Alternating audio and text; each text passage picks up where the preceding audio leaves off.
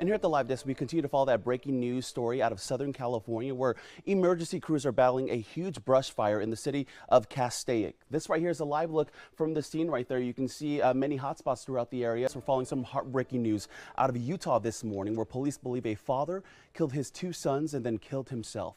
This right here is a live look at that home where the incident happened yesterday afternoon. Time now 7:06 here from the Live Desk. Hundreds of protesters in Atlanta are marching this morning demanding for criminal justice reform.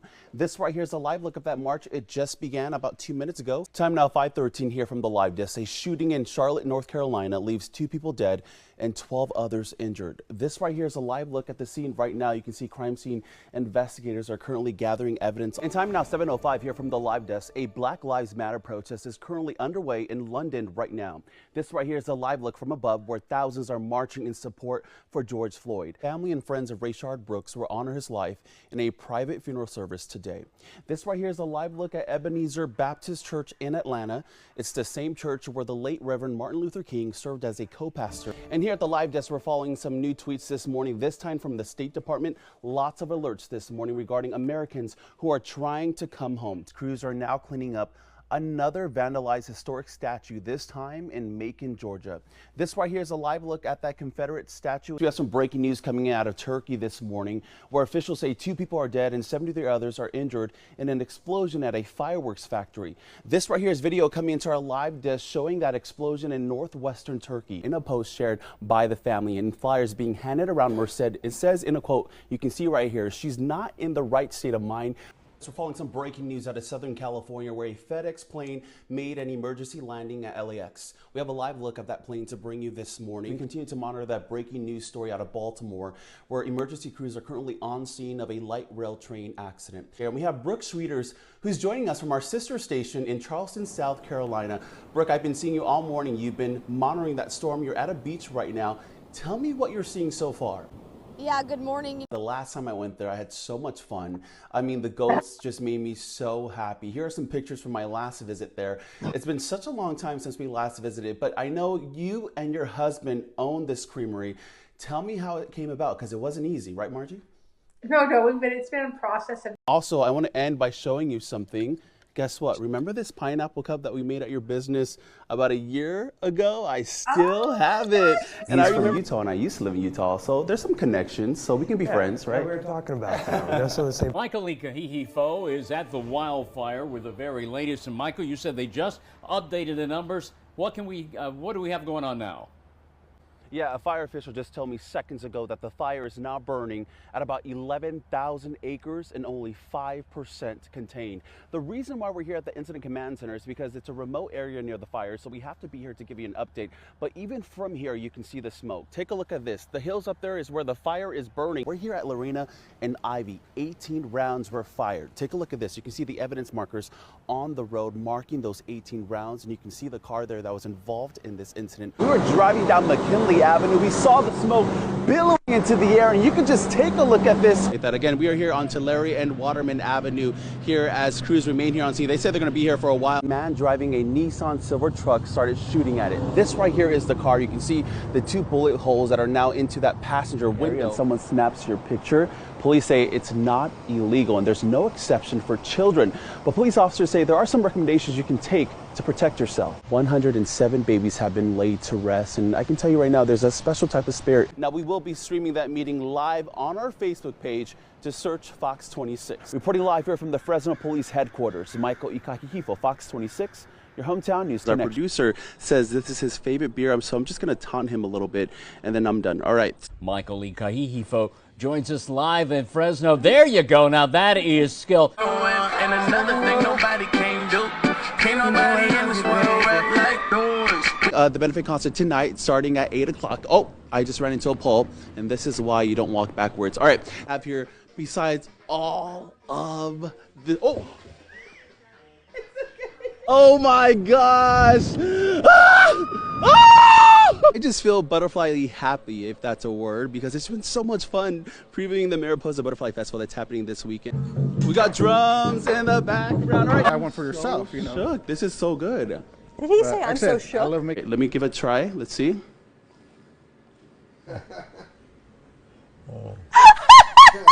Guys, they taught me this in 10 minutes, so please bear with me.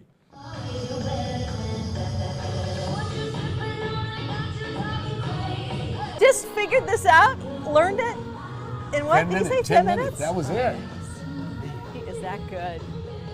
All right. What a talent. I want him to come in and choreograph something for us. You know, that would be interesting.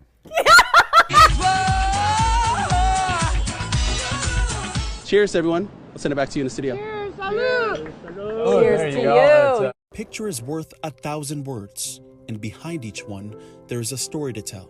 And our only escape was to actually jump into the lake. We had to sleep in the dirt.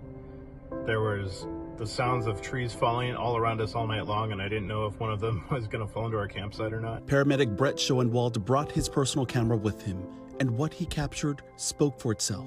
Battling the creek fire was something like we've never done before. The fight to contain the creek fire is no easy path. Watching a wall of flame come over the West Village and not knowing whether to run or to stay. And the flames came at us probably 3 or 4 different times and retreated.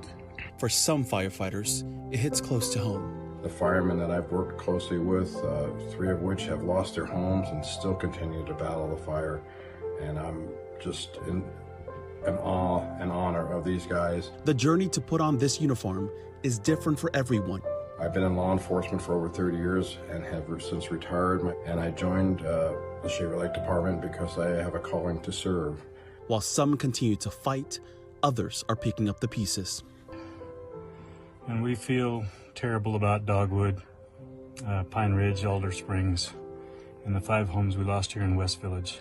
The hardest thing about the creek fire was just watching it destroy things like 5th generation cabins and landmarks like Cressman's.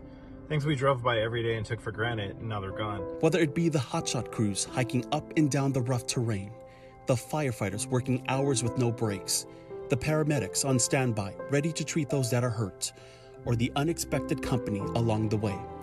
No matter what it is, everyone is working towards one goal. The thing that has mattered most during this fire is coming together and working with other people. When the fight is over and the flames are out, those fighting on the front lines will always remember those who stood beside them.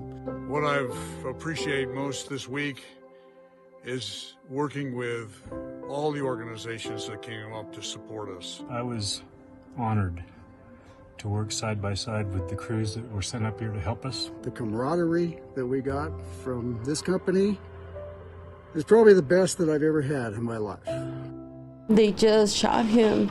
They opened the door and they started shooting at him. And he just dropped.